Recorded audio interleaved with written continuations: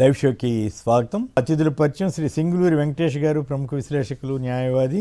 శ్రీ శివశంకర్ గారు, వైఎస్ఆర్ కాంగ్రెస్ పార్టీ అధికార ప్రతినిధి. సింగులూరి వెంకటేష్ గారు, చెప్పండి, మీరు లాయర్ కూడా కదా, ఆధార్ కార్డు అవే ఆధార్ కాదు అనేమో, పౌరసత్వానికి గుర్తింపు కార్డులు కాదనేమో సుప్రీంకోర్టు వారో లేకపోతే ఇంకోరో అంటారు. ఇప్పుడు కేంద్ర మంత్రిత్వ శాఖ ఏమో పాస్పోర్టే ఇది పౌరసత్వం కాదని అంటది. ఎంతవరకు కరెక్ట్ కేంద్ర ప్రభుత్వ వైఖరి? ఇప్పుడు మనందరికీ కోట్లాది మంది పాస్పోర్ట్లు ఉంటాయి, వాటి ఆధారంగానే కదా మన ఇండియన్ పౌరుడిగా గుర్తించే కదా ఇతర దేశాల వాళ్ళు అనుమతించేది. అలాంటిది పౌరసత్వం కాదని ఎట్లా చెబుతుంది కేంద్రం? చాలామంది విమర్శలు చేస్తున్నారు ఈ విషయంలో.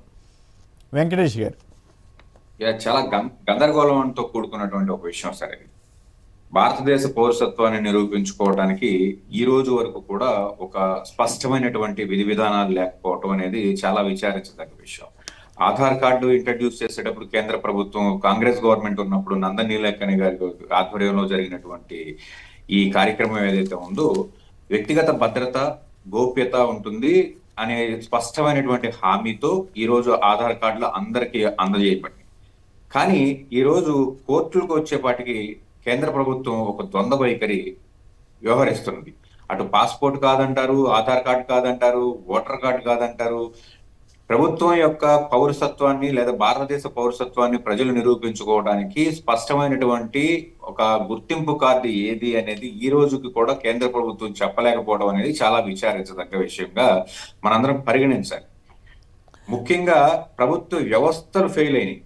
ఈ వ్యవస్థలు ఎలా ఫెయిల్ అయినాయి అంటే, కుప్పలుగా రోడ్ల మీద పడి ఉన్నటువంటి ఆధార్ కార్డులు, తర్వాత దేశం యొక్క బోర్డర్లో ఉండేటువంటి ఈ విపరీతమైనటువంటి మైగ్రేషన్స్ ఏవైతే జరుగుతున్నాయో, బంగ్లాదేశ్ నుంచి కానివ్వండి, మరొక చోట నుంచి కానివ్వండి, జరిగేటువంటి ఈ మైగ్రేషన్స్ ని కంట్రోల్ చేయలేకపోవడం కేంద్ర ప్రభుత్వం.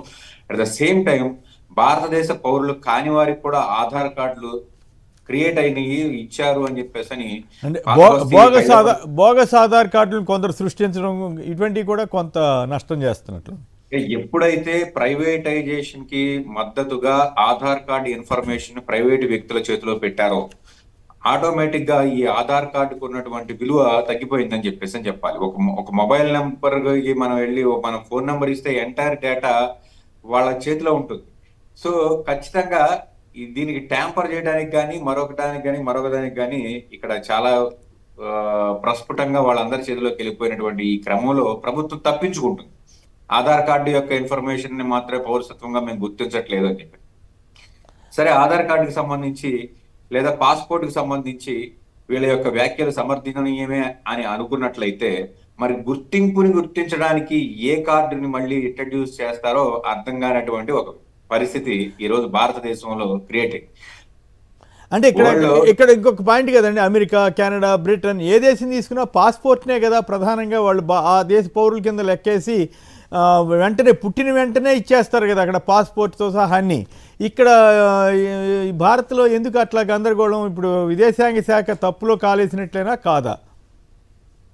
ఖచ్చితంగా తప్పులో కాలేసినట్టే సార్. ఇప్పుడు ప్రపంచమంతా ఒక మేనరిజం తో వెళ్తున్నప్పుడు అందరూ కూడా పాస్పోర్ట్ నే ఆథెంటికేటెడ్ డాక్యుమెంట్ గా గుర్తింపు చేసుకుని ప్రపంచం అంతా ముందుకు నడుస్తున్నటువంటి ఈ క్రమంలో భారతదేశం మాత్రం చాలా ప్రస్ఫుటంగా పాస్పోర్ట్ కాదు, ఆధార్ కార్డు కాదు, ఓటర్ ఐడి కాదంటే మరి ఇంకా ఏంటి అనేది చెప్పాల్సినటువంటి పరిస్థితి అయితే ఉంది కదా.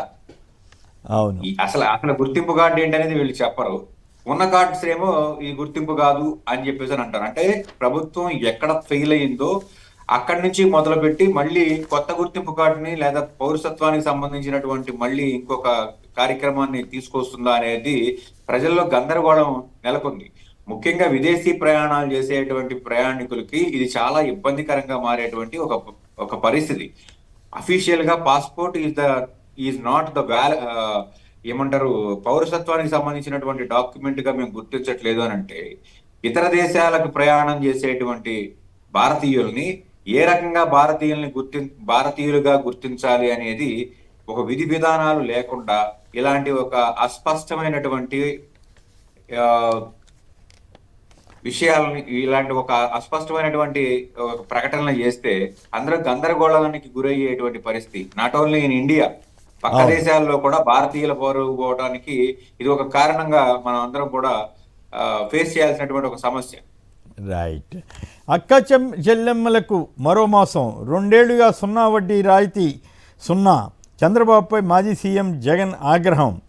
ఒక్కో స్వయం సహాయ బృందానికి 10 లక్షల వరకు వడ్డీ లేని రుణాలు ఇస్తామని హామీ ఇచ్చిన చంద్రబాబు ఆ హామీని తొంగలో తొక్కి 24-25లో వడ్డీ లేని రుణాలకు కేటాయింపులు 0 అంటూ జగన్ గారు మహిళలకి చంద్రబాబు గారి సర్కారు ఏ రకమైన మోసం చేసిందో వివరిస్తూ ఆయన చేసిన వ్యాఖ్యపై మీరేమంటారు వెంకటేష్ గారు? యా సార్, ఇప్పుడు జగన్మోహన్ రెడ్డి గారు ఏ కార్యక్రమాన్ని పట్టుకుంటే ప్రభుత్వం ఆ కార్యక్రమాన్ని ముందుకు తీసుకెళ్లేటువంటి ఒక పరిస్థితి మనం చూస్తున్నాం రాష్ట్రంలో. సో నేనేమంటారంటే, జగన్మోహన్ రెడ్డి గారు ఇప్పటికే చాలా ఆలస్యం చేశారు. ఇది కనీసం 1 సంవత్సరం ముందు మాట్లాడాల్సినటువంటి విషయంగా నేనైతే అభివర్ణిస్తాను. ముఖ్యంగా ప్రభుత్వం తన యొక్క బాధ్యతల నుంచి, లేకపోతే తాను చేసినటువంటి హామీలకు దూరంగా వెళ్ళి ఈరోజు 2 సంవత్సరాల యొక్క పండగ చేసుకోండి, లేకపోతే 2.5 సంవత్సరాల పండగ చేసుకుందాం అని చెప్పేసి ప్రజలందరినీ కూడా ముందుకు తీసుకెళ్తున్నటువంటి ఒక వ్యవహారంలో ఏదైతే 2 ఏళ్ల పండగ కూడా వాయిదా వేశారంట కదా. ఇప్పుడు ఇంటింటికి తిరగాలని 25 నుంచి తిరుగుతారని అప్పట్లో ప్రకటించారు. సరే, ఇంకో 2-3 సభలు పెడతా ఉన్నారు, ఇంకా అవి పెట్టలేదు, మరి పెడతారో లేదో. ఇప్పుడు ఇంటింటికి తిరగడానికి కూడా భయపడుతున్నారు అని చెప్పి సోషల్ మీడియాలో ఒక కామెంట్ వచ్చింది. దాని తగ్గట్టుగానే ఇప్పుడు ఈ హామీలు అమలు చేయకపోవటం, రెండో వైపు ఈ కేసులు, ఇది లాకప్ డెత్లు, ఇవన్నీ కూడా ఒక్కసారి వచ్చేసరికి చంద్రబాబు గారు వ్యూహాత్మకంగా దాన్ని ప్రస్తుతానికైతే వాయిదా వేశారని అంటున్నారు వెంకటేష్ గారు. సార్, ఇప్పుడు ప్రభుత్వం లేకపోతే లా అండ్ ఆర్డర్ అన్ని కూడా ఫెయిల్ అయినటువంటి ఒక పరిస్థితి మనం స్పష్టంగా చూస్తున్నాం రాష్ట్రంలో. ఏదో ఒక లాకప్ డెత్ కాదు, సుమారుగా 2 లాకప్ డెత్లు, ఒక ప్రభుత్వం యొక్క స్పాన్సర్డ్ ఆత్మహత్య. ఏంటి ఇవన్నీ కూడా ప్రభుత్వం యొక్క పరువు తీసినటువంటి ఒక పరిస్థితి.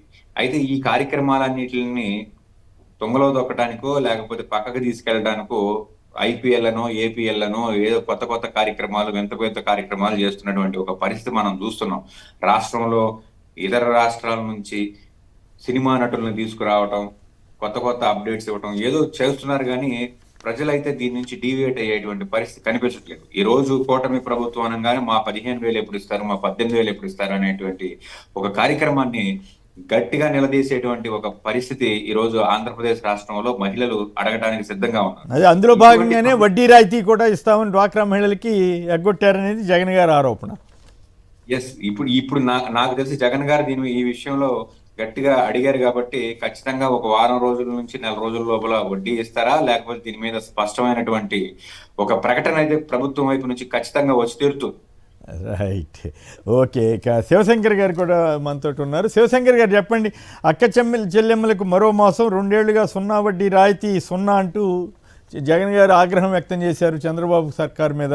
మరోవైపు ఏమో సోషల్ మీడియాలో పెట్టారు 25 నుంచి ఇంటింటికి తిరగాలని చంద్రబాబు గారు తెలుగుదేశం వాళ్ళకి, కూటమి వాళ్ళందరికీ చెప్పారు కదా. తిరగట్లేదంట కదా, నిజమా వాస్తవమా కాదా? వీటన్నిటికి భయపడే ఇట్లా చేసే పరిస్థితి ఆయన. శివశంకర్ నమస్తే సార్, మీకు అదేవిధంగా సాక్షి వీక్షకులందరికీ కూడా. ఇక్కడ చంద్రబాబు సర్కార్ వచ్చేసి ఉక్కిరి బిక్కిరి అవుతుంది సార్ సమస్యలతో. ఎందుకంటే కనుక ఇచ్చినటువంటి అలివిగాని హామీలు ఏది కూడాను సక్రమంగా ఒక్కటి కూడా అమలు చేయలేదు. ముఖ్యంగా ఈ మహిళలకైతే చాలా దుర్మార్గంగా ఏదైతే ఆడబిడ్డకి సంబంధించినటువంటి నీకు 1,500 నెలకని చెప్పేసి అది మోసం చేయడమే కాకుండా, ఏదైతే స్టాచ్యుటరీగా గతంలో డ్వాక్రా సంఘాలు 2014-19 మధ్యలో నిర్వీర్యం చేసినటువంటి చంద్రబాబు నాయుడు గారు డ్వాక్రాలకి సంపూర్ణ రుణమాఫీ అనేటువంటిది 2014 ఎన్నికల మేనిఫెస్టోలో పెట్టారు. తర్వాత అసెంబ్లీ సాక్షిగా అప్పటి మంత్రి గారు పరిటాల సునీత గారు ఇది ఏమి మేము ఇవ్వలేదనేసి అబద్ధాలు ఆడినా కూడా అసెంబ్లీ సాక్షిగా తప్పించుకొని తిరిగారు. అటువంటి పరిస్థితుల్లో 2019 జగన్మోహన్ రెడ్డి గారు అధికారంలోకి వచ్చే సమయానికి ఈ యొక్క డ్వాక్రా సంఘాలన్నీ కూడాను సి గ్రేడ్లేకి డి గ్రేడ్లేకి అంటే నిర్వీర్యమైపోయినాయి. రెగ్యులర్గా రెన్యువల్ చేసుకుంటూ కట్టే వాళ్ళకి ఏ గ్రేడ్ అని వారికి ప్రోత్సాహాలు ఎక్కువ ఇస్తూ రుణాలు అనేటువంటిది రెన్యువల్ చేసేవాళ్ళు. అటువంటి పరిస్థితుల్లో జగన్మోహన్ రెడ్డి గారు వచ్చిన తర్వాత దాదాపు 4,969 కోట్ల రూపాయలు వడ్డీ రాయితీ, అంటే దాదాపు 50,000 కోట్ల రూపాయల వాళ్ళకు శాంక్షన్ చేసేసి అందులో వడ్డీ ప్రభుత్వం భరాయించింది జగన్మోహన్ రెడ్డి గారి సర్కార్ ఎంతంటే 4,969 కోట్ల రూపాయలు ప్రభుత్వం ఇచ్చేసేసి మొత్తం డి గ్రేడ్లో ఉన్నటువంటి సి గ్రేడ్లో ఉన్నటువంటి సంఘాలని ఏ గ్రేడ్లకు తీసుకొని వచ్చేసేసి స్వయం సమృద్ధి వారి పని వాళ్ళే చేసుకుంటూ అనేకమైనటువంటి చిన్న చిన్న పరిశ్రమలు నెలకొల్పుకొని మహిళలు ఆర్థిక స్వావలంబన అనేటువంటి జరిగింది. అటువంటి పరిస్థితుల్లో ఈయన అబద్ధపు హామీలు ఇచ్చి దాదాపు 10 లక్షల వరకు 3 లక్షల రూపాయలు ఉండేటువంటి ఒక సంఘానికి 10 లక్షల వరకు చేస్తామనేటువంటి అబద్ధపు హామీ ఇచ్చి వచ్చిన తర్వాత మొదటి బడ్జెట్లో కేటాయించింది 0, రెండవ బడ్జెట్లో కేటాయించింది 100 కోట్లు కేటాయించింది, కానీ దాన్ని ఇంప్లిమెంట్ చేసింది 0. మరీ మూడవ ఆర్థిక సంవత్సరంలో 100 కోట్ల రూపాయలు శాంక్షన్ అది 100 కోట్ల రూపాయలు ఇచ్చారు.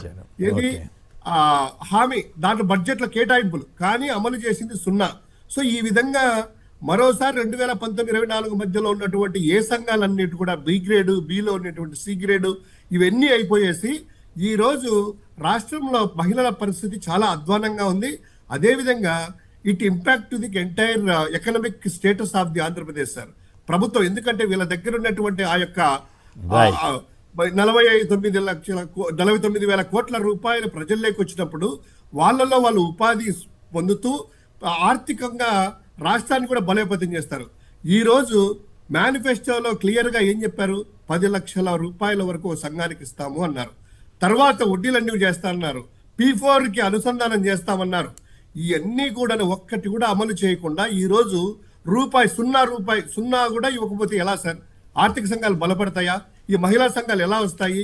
అదేవిధంగా మీరు చెప్పిన 1,500 రూపాయలు నెల ఆడబిడ్డకి అది ఎగరగొట్టారు. అదేవిధంగా తల్లికి వందనం అని చెప్పి మహిళల పేరుతో ఉండేది అది కూడా ఎగ్గొట్టారు.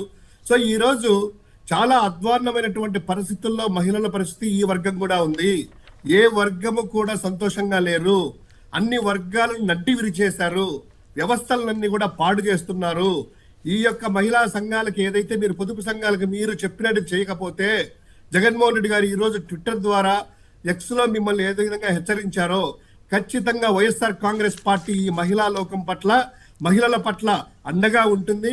జగన్మోహన్ రెడ్డి గారు వీళ్ళ మెడలు వంచి క్షమాపణలు చెప్పి ప్రజలకి వాళ్ళందరూ కూడా తెలుగుదేశం ప్రభుత్వము క్షమాపణలు చెప్పి ఈ మహిళలకి కనీసం మీరు చెప్పింది కాకపోయినా జగన్మోహన్ రెడ్డి గారు ఏదైతే ఇచ్చారో 4,969 కోట్ల రూపాయలు అంటే సంవత్సరానికి యావరేజ్ గా 3,000 కోట్ల రూపాయలు వీళ్ళు ఇవ్వాల్సింది వస్తుంది. ఇప్పుడు 6,000 కోట్ల రూపాయలు ఇప్పుడు వడ్డీ రాయితీ ఇస్తేనే ఈ యొక్క మహిళా సంఘాలు అనేటువంటివి ముందుకు నడుస్తాయి. లేకపోతే కనుక దాదాపు లక్షలాది మహిళలందరూ కూడాను పాపం వాళ్ళ యొక్క స్వయం ఏదైతే ఉందో సమృద్ధి సంఘాలన్నీ కూడాను పూర్తిగా నిర్వీర్యం అయిపోతాయి సార్. చాలా అధ్వానంగా ఉంది. రైట్. మునిస్వామి గారు బెంగళూరు నుంచి. మునిస్వామి గారు నమస్కారం, మాట్లాడండి. Hello Muniswamy Bengaluru sir. Please మాట్లాడండి, అభ్యంతరకరంగా మాట్లాడకుండా జాగ్రత్త. ఏం లేదు సార్, ఏం లేదు. 2 విషయాలు సార్. మీ అందరికి నమస్కారం. నమస్కారం. ఏం లేదు సార్, ఇప్పుడు భారత పౌరసత్వానికి కానీ లేదు భారతీయుడు అనే దానికి ఒక కార్డు ఏది లేకపోతే మనం భారతీయుడు అని ఎట్లా చెప్పుకోవాలా? అది అందుకనే దాని గురించి కూడా మాట్లాడాం మనం. ఏది ఎంతకీ పౌరసత్వానికి గుర్తింపు కార్డు ఏది, పాస్పోర్ట్ గుర్తింపు కార్డు అంటున్నా విదేశాంగ శాఖానికి. నిజంగా ఆశ్చర్యం వేస్తుంది. మరి అట్లా చెప్తారు? ఇంతకుముందు ఎప్పుడు అట్లా చెప్పలేదు.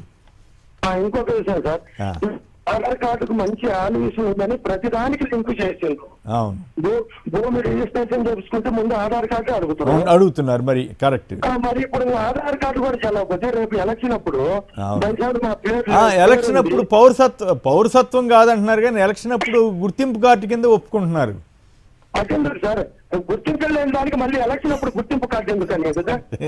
మరి అప్పుడు ఓటుకు మాత్రం ఏదైనా గుర్తింపు అయింది, ఓటు లేనప్పుడు ఏది గుర్తింపు కాదంటే అది తప్పు సార్. ఇంకొక విషయము కొంచెం కన్ఫ్యూజన్ అయితే ఉంది ఈ సెంట్రల్ గవర్నమెంట్ లో. మరి వాళ్ళు సరి చేసుకుంటే బాగుంటుంది. రైట్. ప్రైవేటుకు రామాయపట్నం పోర్ట్, ఇది జగన్ గారేమో సంపద ప్రజల కోసం సృష్టిస్తే చంద్రబాబు గారి కూటమి సర్కారేమో వాటన్నింటినీ ప్రైవేటుకు దారాదత్తం చేస్తున్నట్లుంది. మీరేమంటారు వెంకటేష్ గారు? వెరీ గుడ్ మార్నింగ్ వెంకటేష్ గారు, మాట్లాడండి.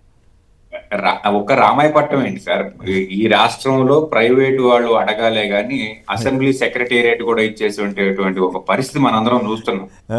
మెడికల్ కాలేజీలు అన్ని రకరకాలు, ఈవెన్ మున్సిపల్ సేవలు, రోడ్లు అన్ని అన్నట్టు తయారైంది. కాదేది ప్రైవేటుకి అనర్హం అన్నట్లు ఈరోజు ప్రభుత్వం ఒక్క ఎలక్షన్స్, ఎమ్మెల్యేలు, ఎంపీలు పదవులు తప్ప, ప్రభుత్వాన్ని తప్ప మిగతాదంతా కూడా ఈ రాష్ట్ర ప్రభుత్వం ప్రైవేటు వారు అడగాలే గాని అడిగిందే చందంగా ఇచ్చేటువంటి పరిస్థితి కనిపిస్తుంది.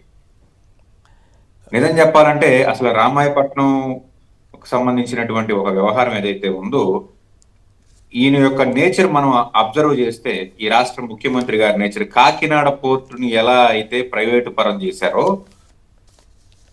కాంగ్రెస్ ప్రభుత్వం అప్పుడు నిర్మించినటువంటి ఒక పోర్టు, ఈ రామాయపట్నం ఏమో జగన్మోహన్ రెడ్డి గారి యొక్క ఒక రకంగా చెప్పాలంటే మానసపుత్రిక అని చెప్పేసి చెప్పాలి. ఏదైతే పోర్టులు ఉన్నాయో ఈ పోర్టులని తన యొక్క వ్యక్తులకి కానివ్వండి, తన యొక్క కంపెనీలకు కానివ్వండి, లేకపోతే తన యొక్క మంద మాదిగలకు కానివ్వండి, ఈయన ప్రైవేటైజేషన్ లో భాగంగా వీటన్నిటిని కూడా కట్టబెట్టేటువంటి కార్యక్రమం చేస్తున్నారా అని చెప్పేసి ఒక ఆలోచన ఈ రోజు రాష్ట్ర ప్రజలందరికీ కూడా కలుగుతున్నటువంటి ఒక విషయం. అసలు ప్రైవేట్ వ్యక్తులకి ఇవ్వటం ఏంటి సార్? 14 మెడికల్ కాలేజీలు తీసుకెళ్లి ప్రైవేట్ వ్యక్తులకు ఇస్తానంటారు, తర్వాత హాస్పిటల్స్ ఇచ్చేశారు, లేకపోతే కాలేజెస్ ఇస్తానంటారు. ప్రతిదీ ఏది కావాలంటే అది వాళ్ళు అడగటమే చందంగా ఈయన ప్రైవేటైజేషన్ కి ముందుకెళ్లేటువంటి ఒక ముఖ్యమంత్రిని మనం చూస్తాం. ఎక్కడైనా ప్రభుత్వాన్ని నడిపేటువంటి ఒక వ్యక్తి ప్రభుత్వ సంస్థలను ఏర్పాటు చేసి ఆ సంస్థల్లో ఖచ్చితంగా ఈ రాష్ట్ర యువతకి ఉపాధి అవకాశాలు కల్పించే విధంగా ముందుకు వెళ్ళాలి. కానీ ఉన్న వ్యవస్థలన్నింటినీ కూడా ప్రైవేటు పరం చేసి ప్రైవేటు వాళ్ళు ఇచ్చేటువంటి ఉద్యోగాలని తన యొక్క సృష్టిగా క్రియేట్ చేసుకుని 20 లక్షల ఉద్యోగాలు ఇస్తామని చెప్పి ఈ రోజు ఆల్రెడీ 20 లక్షల్లో ఉద్యోగాల్లో అఫీషియల్ గా ఇచ్చేసామని చెప్తున్నారు. అదేమంటే ఇప్పుడు మా ఇంట్లో ఒక పని మనిషిని పెట్టుకుంటే ప్రభుత్వం ఆ పని మనిషిని కూడా ఇది మా యొక్క సంపద సృష్టిలో భాగంగా, లేకపోతే P4 లో భాగంగా మేము ఈ పరిమళ ఉద్యోగాన్ని క్రియేట్ చేశామనేటువంటి ఒక లెక్కలు రాసుకునేటువంటి ఒక పరిస్థితి, ఒక దౌర్భాగ్య స్థితికి ప్రభుత్వం వెళ్ళి ప్రభుత్వం అఫీషియల్ గా వాళ్ళు ఇచ్చినటువంటి ఉద్యోగాల్ని లెక్కల్లో చూపించుకోవాలి. ఇప్పుడు రామాయపట్నం కానివ్వండి, లేకపోతే రేపొద్దున ఫ్యూచర్ లో ఉన్నటువంటి ఈ ప్రతి ఒక్క సముద్ర తీరంలో ఉన్నటువంటి ప్రతి ఒక్క కార్యక్రమాన్ని కూడా ప్రైవేటు పరం చేయడానికి సిద్ధపడి వాళ్ళు ఇచ్చే ఉద్యోగాల్ని ప్రభుత్వం క్రియేట్ చేసినట్టు చూపించుకోవడానికి, లేకపోతే లెక్కల్లో రాసుకోవడానికి ముందుకెళ్తుందా అని చెప్పి చాలా శోచనీయంగా కనపడుతుంది ఈ వ్యవహారం అంతా కూడా.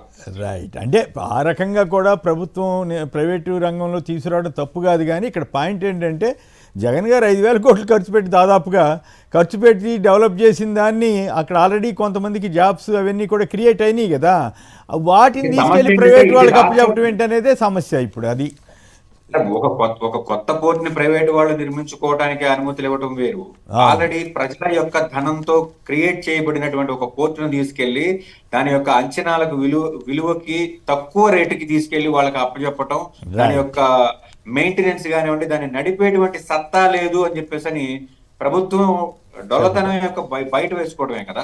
రైట్. శివశంకర్ గారు మీరు కూడా మాట్లాడండి దీని మీద. ప్రధానంగా మనం 2 అంశాల మీద కీలకమైన అంశాలు ఉన్నాయి. రేవంత్ రెడ్డి గారు చంద్రబాబు గారు భలే పొగుడుకున్నారు, అదొకటి. 2 సీసీటీవీ ఫుటేజ్ మిస్ అవ్వటంలో ఎవరెవరి పాత్ర ఉండే అవకాశం ఉంది, అది ప్రకంపనలు సృష్టిస్తోందా, మరోవైపు జ్యుడిషియల్ విచారణ అడుగుతోంది ఆ తల్లి.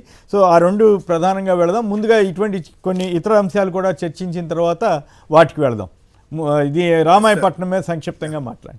మీరు అన్నట్టు రామాయపట్నం అనేటువంటిది సార్ నిజంగా వైఎస్ జగన్మోహన్ రెడ్డి గారి హయాంలో దాదాపు 5,000 కోట్ల రూపాయలు ఖర్చు పెట్టి పూర్తి అయిపోయింది.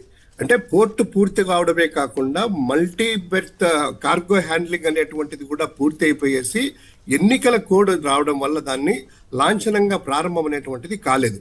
అంతకు తప్ప కంప్లీట్ గా ఆపరేషన్స్ కి రెడీ అయింది. ఇటువంటి పరిస్థితుల్లో ఈ యొక్క చంద్రబాబు సర్కారు గతంలో మీకు బాగా గుర్తుంటది, హెచ్ఎంటీ కావచ్చు, ఎన్ని కూడా హైదరాబాద్ లో ఆల్విన్ ఫ్యాక్టరీ కావచ్చు, ప్రతి ఒక్క ప్రభుత్వ రంగ సంస్థలన్నీ కూడా చంద్రబాబు నాయుడు ఏ విధంగా దాన్ని మూసేయించడం అంటే దానికి ప్రైవేటు పరంగా చేయించడానికి ఆ యొక్క ప్రభుత్వ రంగ సంస్థలను అన్నింటి కూడా క్లోజర్ స్టేటస్ తెచ్చినటువంటి ఈయన ఈ రోజు మెడికల్ కాలేజీలతో మొదలుపెట్టి తర్వాత మున్సిపాలిటీలకు సంబంధించినటువంటి చిన్న చిన్న ఆస్తులని చివరికి పార్కులను కూడా ప్రైవేట్ పరం చేస్తూ, వాకర్స్ నడిచే పార్కులు ప్రైవేట్ పరం చేస్తూ ఈ రోజు ఫైనాన్స్ గ్రోత్ ఇంజన్ అంటే ఆర్థికంగా బలపడడానికి ఇక పోర్టులే బేసిక్ ఇన్ఫ్రాస్ట్రక్చర్ అనేటువంటిది గుర్తించి మెడికల్ కాలేజీలు, పోర్టులు, ఫిషింగ్ హార్బర్లు జగన్మోహన్ రెడ్డి గారు ఎంతో ప్రత్యేక శ్రద్ధతో కోవిడ్ వచ్చినా కూడా ఎక్కడా కూడా ఆపకుండా దీంట్లో దాదాపు పూర్తి చేశారు. ఈ రోజు అదే రామాయపట్నం అనుకుని ఉన్నటువంటిదే fishing harbour, Juvvaladinne fishing harbour ని ఏ విధంగా ప్రైవేట్ పరం చేసేసి ఒక ప్రైవేట్ డిఫెన్స్ ఫ్యాక్టరీకి ఇచ్చారో, ఇదే రామాయపట్నం పోర్టును కూడాను తన అనుయాయులకు కట్టబెట్టడానికి పక్కా ప్రణాళికతో చంద్రబాబు నాయుడు గారు ప్రభుత్వ ఆస్తులని ఏ విధంగా ఉండకూడదు ప్రభుత్వ చేతుల్లో, ప్రైవేట్ చేతుల్లో, తన వాళ్ళ చేతుల్లో చేయడానికే ఇది యొక్క పక్కా ప్రణాళికతో చేస్తున్నారు. ఈ రామాయపట్నం ప్రైవేట్ పరం కాకుండా మేము ఖచ్చితంగా వైఎస్ఆర్ కాంగ్రెస్ పార్టీగా దీన్ని అడ్డుకుంటాము.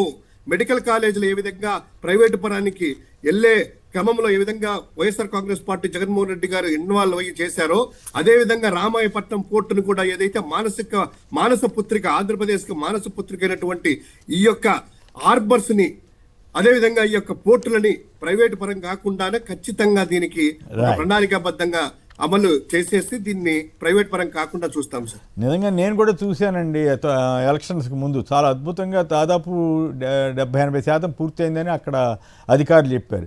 అలాంటి పోర్టును మనం డెవలప్ చేసుకుని ప్రజలకు మనకు ఆదాయం వచ్చేటట్టు చూసుకోవాలి తప్ప ప్రజలకి కాకుండా ప్రైవేట్ వాళ్ళకి సంపదగా మార్చడం ఏంటో, సంపద సృష్టిస్తానంటే జగన్ గారి తీసుకొచ్చిన సంపదని ప్రైవేట్ వాళ్ళకి అప్పచెప్పడం సంపద ఎట్లా అవుతుందో. అంటే 70-80% కాదు సార్. అప్పటికి మీరు అనేది 2024 మొదట్లో 23లో ఉంటుంది. నేను కూడా ఈ మధ్య కూడా విజిట్ చేశాం. దాంట్లో మేజర్ గా sir multi handling cargo berth అనేటువంటిది కీలకమైనటువంటి ఒక బెర్త్ రెడీ అయిపోయింది, కూడాను పూర్తి అయిపోయింది. అంటే దాదాపు 90-95% పూర్తయింది. ఏదైనా ఫినిషింగ్ వర్క్ ఉన్నటువంటి 5% ఉంటుంది.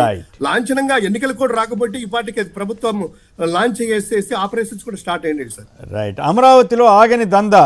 5 ప్యాకేజీలు పనులు కాంట్రాక్టుల విలువ కంటే అధిక ధరకు సిండికేట్లకు అప్పగింత. 750 కోట్ల విలువైన 3 ప్యాకేజీ పనులు ఎన్సీసీ చేతికి. 218 కోట్ల విలువైన 2 ప్యాకేజీలు ఎంవీఆర్ కంపెనీ. మొబిలైజేషన్ అడ్వాన్స్ కింద కాంట్రాక్టులకు 10% చెల్లింపు.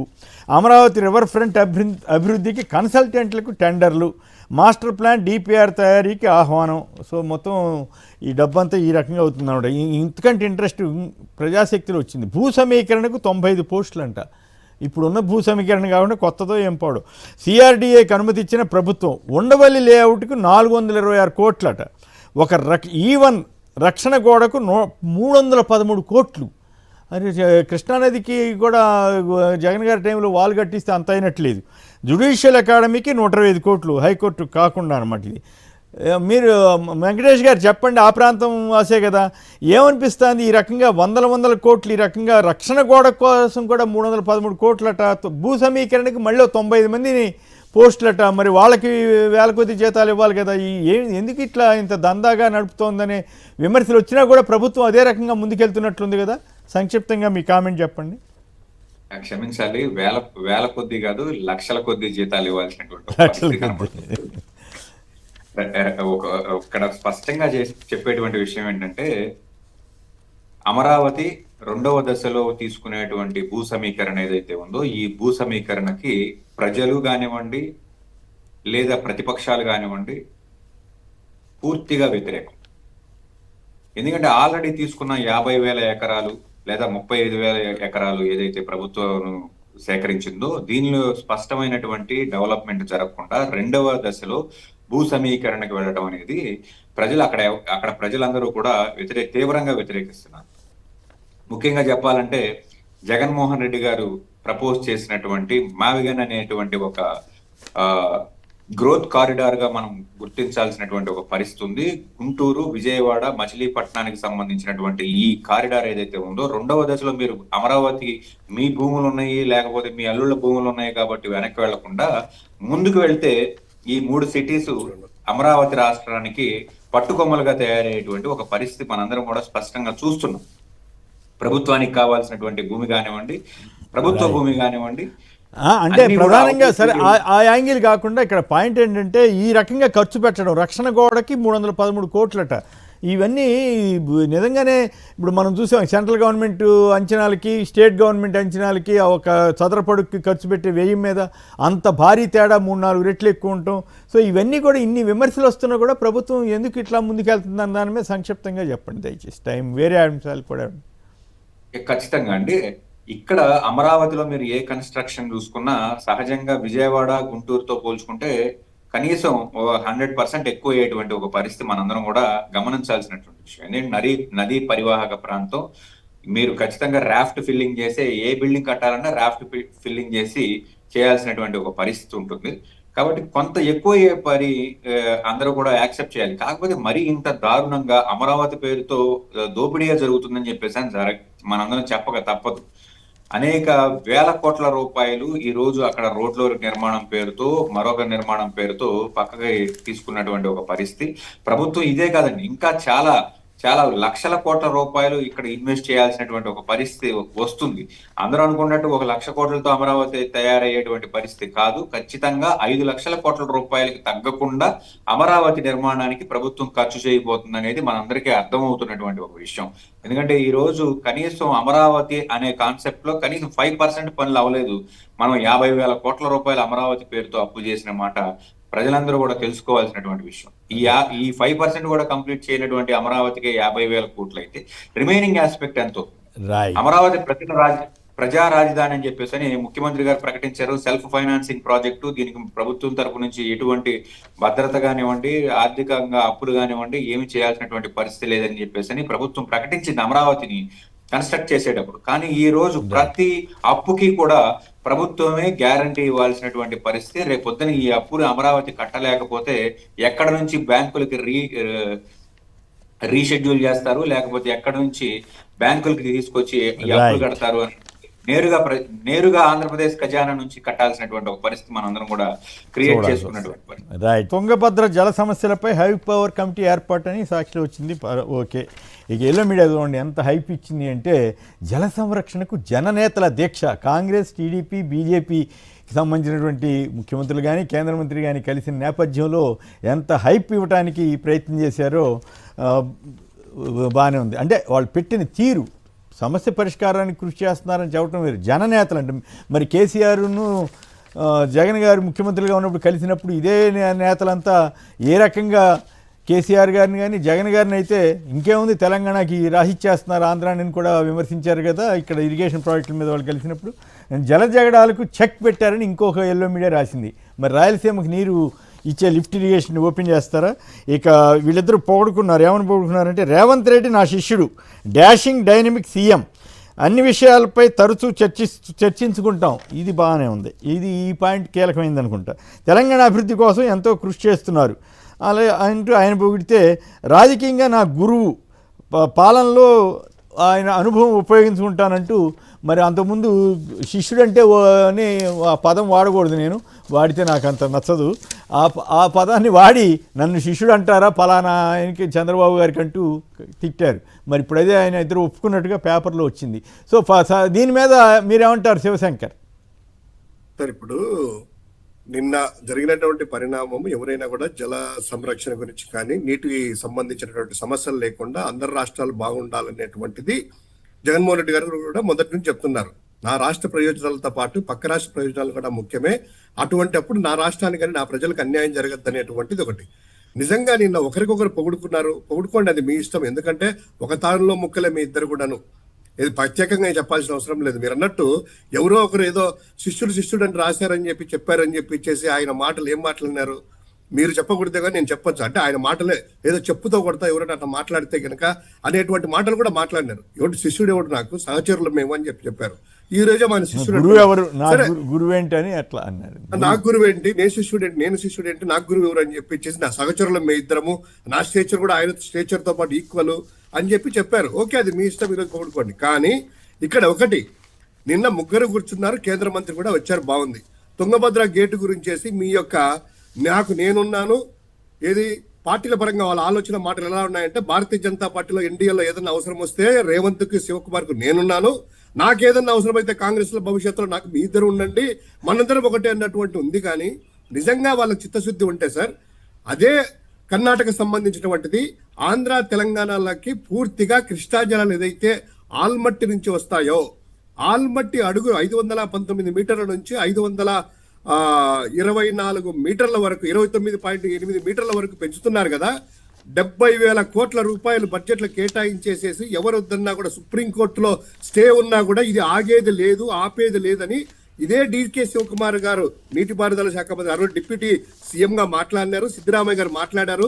ఆంధ్ర తెలంగాణలో ఓన్లీ ప్రతిపక్షాలు వైఎస్ఆర్ కాంగ్రెస్ పార్టీ అటు సైడు తెలంగాణ రాష్ట్ర సమితి అందరూ కూడాను గగ్గోలు పెట్టినా కూడాను వాళ్ళు మేము ఆపమన్నారు. ఈ రోజు అక్కడికి వెళ్ళారు. ఇదే కృష్ణా జలాలు ఇప్పటికే హెవీ ఫ్లడ్స్ వస్తే గానీ అంతో ఇంతో రాష్ట్ర 10 సంవత్సరాల నుంచి ఈ యొక్క శ్రీశైలం కావచ్చు, నాగార్జున సాగర్ కావచ్చు రావట్లేదు. ఈ ఆల్మట్టి అనేటువంటిది ఎత్తు పెంచితే ఒక ఎడారిగా మారుతుంది అనేటువంటిది చిన్నపిల్లాడి దగ్గర నుంచి ప్రతి ఒక్కరికి తెలుసు. ఇటువంటి సమస్యల్లో కేంద్ర మంత్రి అక్కడ ఉన్నారు కదా పాటిల్ గారు, ఇదే మీరు ముగ్గురు అంటున్నారు కదా, 45 నిమిషాల సేపు మీరు చర్చించుకున్నారు కదా, దాని గురించి కానీ ఆ యొక్క స్టేజ్ మీద పాటిల్ గారు ఉన్నారు కేంద్ర మంత్రి, అయ్యా ఆల్మట్టి డామ్ ఎత్తుకల్లో కడుతున్నారు, తెలంగాణ ఆంధ్రప్రదేశ్ నష్టపోతాయి అని వీళ్ళిద్దరు రాష్ట్ర ప్రయోజనాలు అయితే అక్కడ ఎందుకు మాట్లాడలేదు? లేదా ఆ యొక్క 45 నిమిషాలు ఆ కేంద్ర మంత్రి ఆధ్వర్యంలో ముగ్గురు కూర్చొని మాట్లాడుకున్నారు కదా, మరి ఆల్మట్టి డ్యామ్ గురించి విజ్ఞాత పత్రం ఏమైనా ఇచ్చారా, లేదా బతిమాలుకున్నారా, లేదా బెదిరించారా, లేదా ఇది డిమాండ్ చేస్తున్నారు ఏమైనా అన్నారా?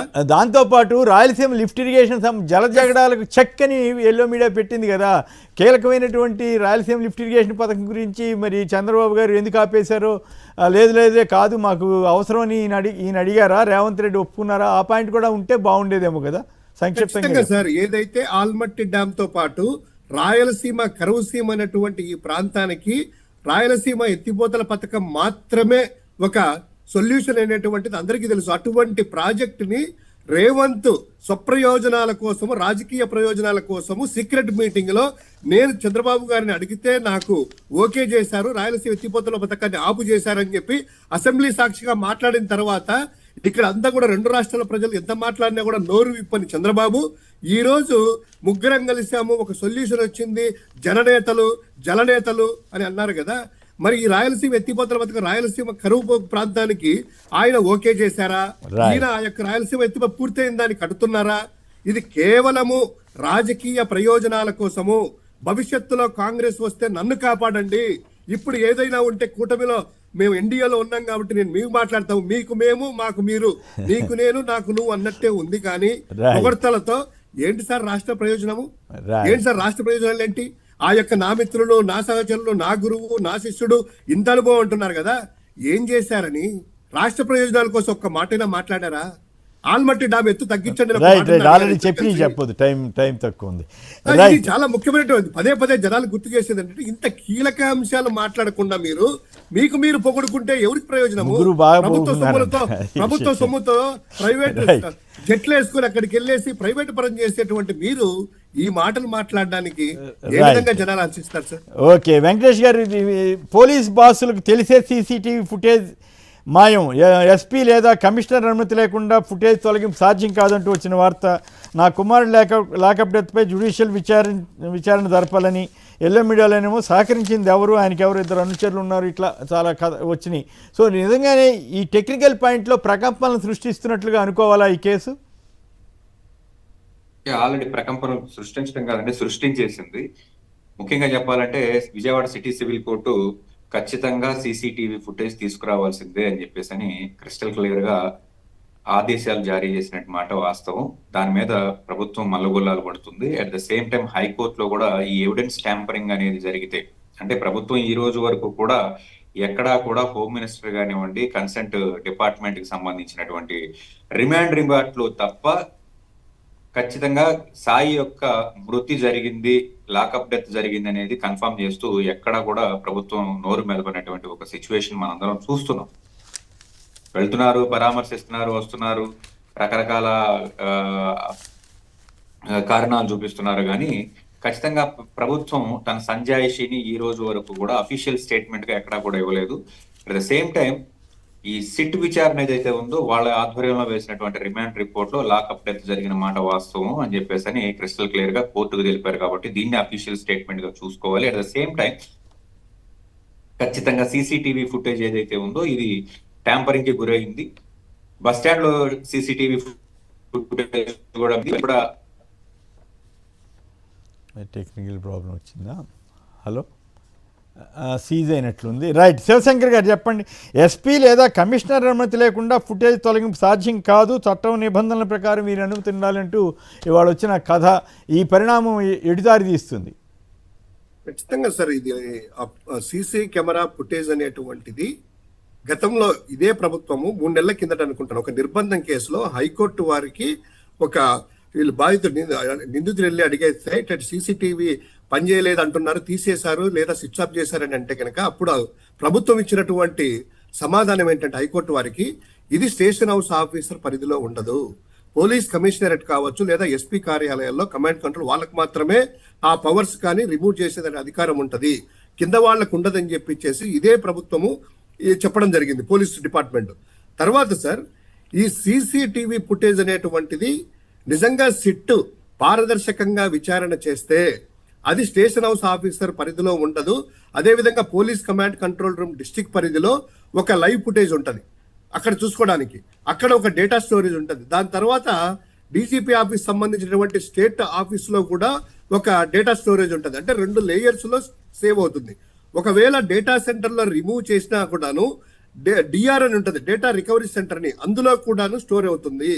ఖచ్చితంగా ఈ యొక్క సీసీటీవీ ఫుటేజ్ అనేటువంటిది ఇక్కడ స్టేషన్ ఆఫీస్లో డిలీట్ చేసినా కూడా వారికి అధికారం ఉండదు కాబట్టి పైవారి అనుమతితోనే ఖచ్చితంగా చెయ్యాలి. అదేవిధంగా సార్ సుప్రీంకోర్టు ఈ మధ్య లేటెస్ట్ గా ఇచ్చినటువంటిది ఒక కేసు ఉంది సార్, కేసులా. ఆ కేసులా ప్రకారము పరమ్వీర్ సింగ్ సైని వర్సెస్ బల్జిత్ సింగ్ అనేటువంటి ఒక కేసులో ఇదే విధంగా మిగతా పోలీస్ ఆఫీసర్స్ కూడా లేదు సార్ మా యొక్క స్టేషన్ లో కెమెరా పవర్ ఆఫ్ అయింది, లేకపోతే కనుక దానికి ఏదో వర్షం పడి దానికి డస్ట్ అడ్డపడింది, ఈ యొక్క క్లారిటీ లేదని చెప్పేటువంటి యొక్క ఉదంతాలతో ఈ యొక్క కేసులలో క్లియర్ గా సుప్రీంకోర్టు గైడ్ లైన్స్ ఏం చెప్పిందంటే ఇటువంటి ఘటనల్లో ఖచ్చితంగా ప్రతి పోలీస్ స్టేషన్ లో కానీ ఆ పరిధిలో కానీ పోలీసులను సీసీ కెమెరాలు పెట్టాలి. ఆ సీసీ కెమెరా పోలీస్ స్టేషన్ లో నైట్ విజన్ కూడా పెట్టాలి. నైట్ కూడా చీకట్లో కూడా నైట్ విజన్ ఉండేటువంటి కెమెరాలు ఉన్నాయి కాబట్టి ఆధునిక సాంకేతిక కెమెరాలు పెట్టాలి. అదేవిధంగా ఆడియో విజువల్స్ కూడా ఆడియో కూడా క్యాప్చర్ కావాలి. ఇది ఖచ్చితంగా మార్గదర్శకాలు పాటించకపోతే అటువంటి వారి మీద ఖచ్చితంగా మార్ఫింగ్ ఆఫ్ ఎవిడెన్స్ లేకపోతే డిలీషన్ ఆఫ్ ఎవిడెన్స్ ఈ యొక్క సాక్ష్యాధారాలు తారుమారు చేసినటువంటి కేసులో వారికి కఠిన శిక్షలు పడతాయి అనేటువంటిది ఉంది. ఈ రోజు సిట్ అనేటువంటిది పారదర్శకంగా చేయాలి.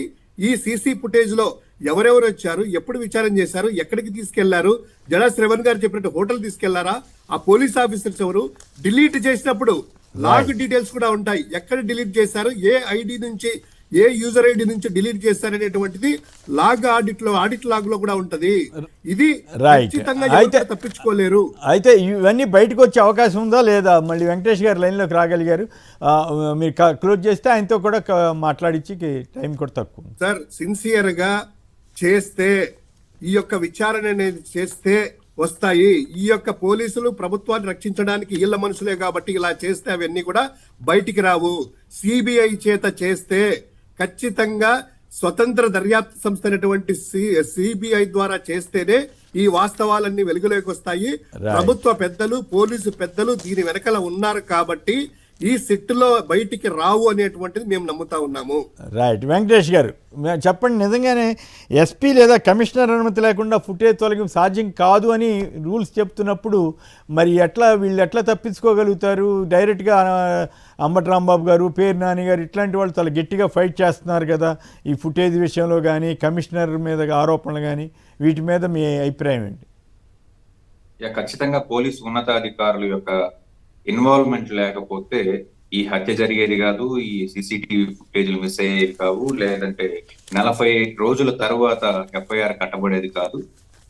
ఖచ్చితంగా పోలీస్ బాసుల యొక్క వెన్ను దన్ను ఆ యొక్క అధికారి కానివ్వండి, ఆ స్టేషన్ పరిధిలో ఉన్నటువంటి పోలీస్ సిబ్బంది అందరికీ కూడా ఉన్నదని మనందరికీ కూడా ప్రస్ఫుటంగా అర్థం తేటతెల్లం అయిపోతుంది. ఎందుకంటే అతని ఒక్కడి మీద ఆఫీసర్ని ఒక్కడనే బలి చేసే విధంగా ఈరోజు మనిషిని తీసుకొచ్చిన మనిషి చంపేసి అతని యొక్క బాడీని ఖననం చేసి లేకపోతే మరి రకరకాల కార్యక్రమాలు చేశాడు అని అంటే ఒక సిఐ వల్ల అవుతుందా సార్? అవును. కానీ మరి కాదు, చిన్న చిన్న కేసుల్లో కూడా మామూలు ఏదో ఒక మాట మాట్లాడలేదనో ఎంతమందినో ఒక అదర్స్ అని పెట్టి చాలామంది జర్నలిస్టులని కూడా జర్నలిస్టులతో పాటు వాళ్ళ మేనేజ్మెంట్లు కూడా కేసుల్లో పెట్టేటువంటి వ్యవస్థ ఉన్నటువంటి ఏపీలో రెడ్ బుక్ రాజకీయాల్లో ఇక్కడ ఇంత పెద్ద ఇన్సిడెంట్ జరిగితే ఒక్కడి మీద పెట్టారు. అది చెల్లుతుందా అట్లా?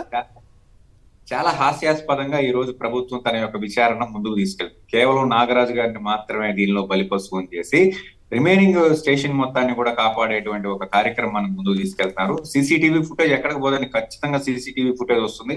అనేక మంది న్యాయవాద మిత్రులు చెప్పినటువంటి సమాచారం ప్రకారం సీసీటీవీ ఫుటేజ్ ఖచ్చితంగా other side of the police వాళ్ళ దగ్గర కూడా ఉంది.